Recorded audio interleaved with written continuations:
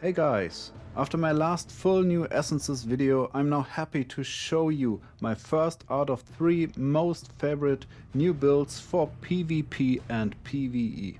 Today I want to start with a heavy damage battleground build that I like because you don't have to do fancy stuff. It is brutal idle sitting with new chain spear pull and many damage multipliers to max out your potential on the game while you get CC'd. Join me on this build that I didn't mention yet in my last guide. Full focus on new essences.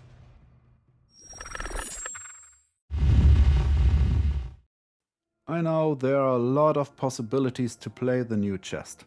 This one I like very much, and for your info, this works pretty good on phones with a bad performance or if you have many lags in the battleground. It is because you don't have to move around too much, you can passively do all of your skills and do your tactics. So later I will show you some variations as well to broaden even that range of playstyle. So check for the alternatives if you are not happy with the initial stuff. Let's get into the details. We start with the cleave skill, we have the chain spear equipped, we go with the wrath to give us some movement speed and some additional perks, and of course the Undying Rage because the Barbarian still is not working without the Undying Rage. The whole build focus around the 2 new essences. The Shackled Fate to give us a pull, a CC to pull people into our spot, into our sweet spot where we can deal most of the damage, and then we combine it with the Borrowed Might, the new essence for the cleave that let us deal additional damage, passive damage with an aura that procs the Vithus, that is dealing additional damage while we're just primary attacking. So those 2 are the base for this build. Why is the build working? Because we boost those 2 with heavy additional damage. We start with the new essence, the talons, that gives us nearly 20% additional damage when we pull enemies to our location. The sweet thing about the pull is it slows as well. So when we pull them, they get like this knockback effect, they stay at our position and they can escape only slowed, which is affecting any escape skills of course as well. So in addition we combine it with the Law of the Wild. And this is especially for the higher resonance players. Later on in the alternatives you see other shoulders for lower resonance, but this one is especially for just dealing brutal damage. We pull the enemies to our location, we deal now additional damage, we slow the enemies with this, and now this shoulders come into place that boost our cleave damage by nearly 50%. So even if those 2 skills are just passive skills with around 50k damage, those get boosted by 70% already, which makes them quite heavy in the damage. And of course your primary attack is still boosted by 20% as well. So those 2 are our damage set. But we do not stop. We go on with a Falling Thunder. The cleave is a bleed, so this essence gives us nearly 30% again additional damage once the enemy bleeds. This is cool. Those 2 passive skills again boosted, primary boosted, and when all of this is boosted, it's cool, but it's still just regular attacks, so we go with the Broken Soul. We now make our Wrath not a burn, an additional small damage, we make it a heavy crit chance improvement. 50% crit chance improvement, this is what you get. And with all of those small damages that heavily gets boosted, we now have a crit on them and we get into a damage machine. This is the trick behind it, that all of those 3 continual hits from primary, from the passives and everything, deal heavy crit damages. Lastly, we have our Rending Bite. We do primary attacks, but we will get CC'd, so don't waste too much stuff on attack speed. We just need to land the first or the second attack very soon. This is good because then our Rending Bite kicks in, we have another bleed effect that can again crit on the enemy, and we combine it with the Lasting Hate, our helmet, to make all of that wrath effect of that additional crit chance even longer. So if you have rank 10 gems, use them on the both wrath offhands. Take this helmet and you have a downtime of just 6, 7, 8 seconds or something. It's pretty cool because it has a very, very long duration and you can take full potential out of that 50% crit chance. So check out again the summary here. The helmet lasting hate for the berserker. We have the buried talons, the pants to improve our damage, the law of the wild to improve our damage, the shackled fate as our initial skill to pull the enemy to us, borrowed might to pull them into a cleave damage, so slow and bleed initially procced. We have the rending bite to land a first attack. This is pretty important for the Reforges bonus later as well. And the falling thunder and the broken soul to boost damage and give our crit. Alternatives are interesting here. Because, of course, with that chest you can do a lot of crazy stuff. What I present you here is a dot defense. So if you do not go for the crit chance wrath and you have a rank 10 lament, for example, Mother's Lament, then you can go for this as well. Because if you have the lament, if you have maybe a rolling consequences, you get already a good amount of crit chance. Then you can go for Sonnet Legacy. You have a higher uptime, you have a burn, and you can go for the Ancestor Steel. So you nearly, you deal 30% less damage, you have a bit less crits, but you have another dot, which is nice, and you stay alive longer. So this is a good thing if you really want to sit the idle as much as possible.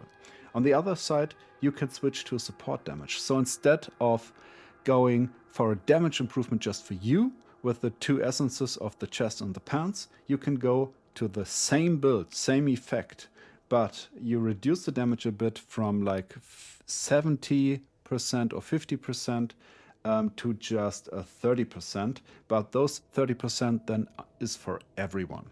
If you go for the Skull mod and the Scale Sonder, you give a nearly 30% damage improvement for every damage on that enemy. So if you're not the carry in your game and you're not the carry very often, this might be the better alternative to improve the damage your carry is dealing. So it's a nice thing to go for that support damage.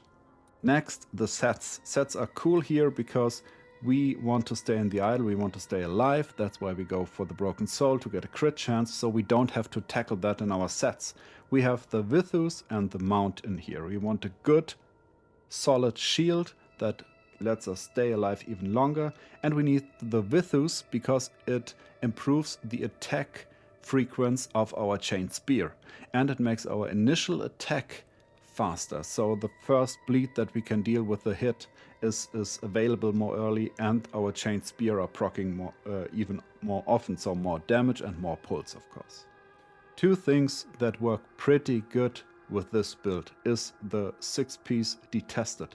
It creates that large field around you where people get constant damage, and of course everyone in the field, if you have the 6-piece equipped, gets an additional damage of like 12%. So they just get more damage from every damage source, which is heavy.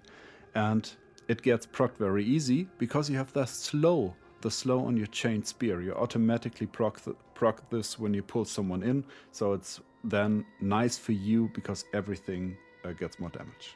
And in addition, the 6-piece Tremor Reforge bonus is really nice here as well. You can focus around the knockback immunity and the stun immunity. When you equip it on every item, you can get up to 40% or something. But the 3-piece is very interesting as well, because on your primary attacks you now have a chance to deliver a stun and a heavy damage AoE. So think about it. You pull the enemy in with your chain spear, you don't get a stun yet, then you start hitting them and now you can stun them. So while they are in the range of your cleave, in your Detested, you deliver a stun to just cancel their escape. And now they are slowed, still slowed, can't run that fast, and will die in your cleave and AoE damage. Those two works pretty good. But what gems should you use? In this case, you are in the idle. You get heavy damage from all of the rangers out there. So What helps you is a Spiteful Blood. It lets you be alive more longer because you're immune for a time to the primary attacks and so on, and it's really helpful to stay alive. The other one is the Battle Guard. Battle Guard is heavy in here. It gives you really feel it that you stay alive even longer in the idle with that damage reduction gem. And if you have the rank 10 and can go to the resonance, you can even get another, I think, 7% or damage reduction overall. Then a good shield is important, so the Frozen Heart as an additional shield is very, very nice. And lastly, I like this gem, the Starfire, because it cancels the enemy with a knockback. So when they can't attack you, you don't get that much damage. So it's kind of a defensive gem, but it of course drops a lot of damage as well. So this is an all-round pretty good PvP gem in my opinion. On the other side, we want damage. Roiling Consequence is nice, not just because of the crit, but because of the dot it is dealing. And if you combine it with the Vipers, of course, or your chains at all that deal the crit damage or could deal potential crits, this dot of the Roiling Consequence is just spread over all of the enemies. Bottled Hope is nice. It has a good attack speed improvement, and movement speed improvement, so you can escape. Sometimes you can position a bit better and your chains are attacking more frequently. The Void is very, very nice. Your chains are attacking everyone, so everyone gets that Void Spark damage. It's a good additional damage source for you, and you want damage. We want to kill everyone on the idle as fast as possible. That's why Crusaders are our worst enemies. And Pain Clasp, as everyone is bleeding, burning, and whatever, the Pain Clasp gets to its full potential and gives you additional movement speed, which is one of the most important parts about this gem. One thing to mention is the Eternal stuff. So the Wrath of the Berserker Eternal equipment here is pretty nice. If you have equipped 4 pieces of that, you get an 80% chance to do an 8k AoE damage. It's really big, that radius, every 0.5 seconds. So 60k 2 hits every second. This is really good. And again, as you pull the enemies to you, you have your cleave and everything there, and that thing procs as well. It's a heavy damage machine you will get with that Eternal gear. Farm it if you don't have it. I know it's difficult, I know it's not easy, but try to go for it, it's worth it. And lastly, of course, Paragon. I advise the Warden. You could go Gladiator as well, but the Warden is just more rewarding because that shield and damage reduction, it's available all of the time while you're at the idle, not just at one spot. Of course, sometimes at a defense, the Gladiator helps you very much to get over those last seconds, but the Warden at all helps you more in that position you are in. Okay guys, that's it. Try this build, I really like it a lot. Hope you do like it too. Leave me your comments and your improvement ideas if you have any in the comments. I love to see all of your stuff there.